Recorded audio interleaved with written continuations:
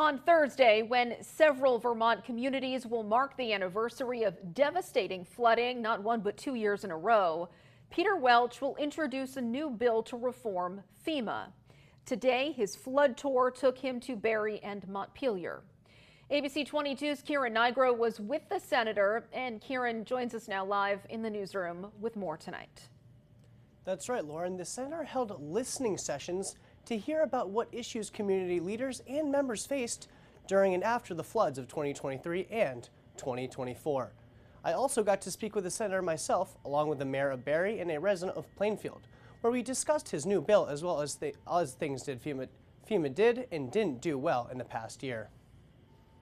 Senator Welch's new bill, the Disaster Assistance Improvement and Decentralization Act, aims to streamline the recovery process from natural disasters and put much more power in the hands of local governments. The senator tells me FEMA does a good job in the immediate aftermath, but when it comes to long-term recovery, Welch wants those decisions in local hands. So I want to really empower the local folks on the recovery process and make them accountable for their decisions, but give them the power to make decisions. Another reason for the bill is because the president and his secretary were talking about phasing out FEMA, which suggests that you can phase out extreme weather events, floods, fires, tornadoes, and we can't do that. He also says with this bill, local governments would have the ability to do more because there was too much turnover with FEMA's program managers. What I heard from all our local officials is that they couldn't get an answer from FEMA. And in many cases, they'd have a program manager assigned from FEMA, and they'd get a dozen over the course of 18 months. I also spoke with the mayor of Barre, who agrees with the senator about the program managers being a problem when they are deployed after a natural disaster.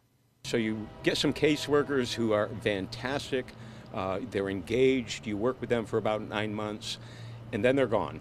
And then a new caseworker is introduced, and the first thing they say is, okay, you're the mayor of Barre?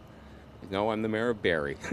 And after listening and reading the senator's bill proposal, he agrees it will help communities all over. Not just on Barre, but virtually every small town and city in the state of Vermont, and quite frankly, across the country. Plainfield resident Lauren Geiger tells me she had a relatively good experience with FEMA in 2024. I think within 10 days of the declaration of disaster, we actually received funds in our bank account directly from FEMA to deal with some short-term issues at our house, which I was pretty impressed with. Geiger also says the staff themselves were very helpful when they were on site.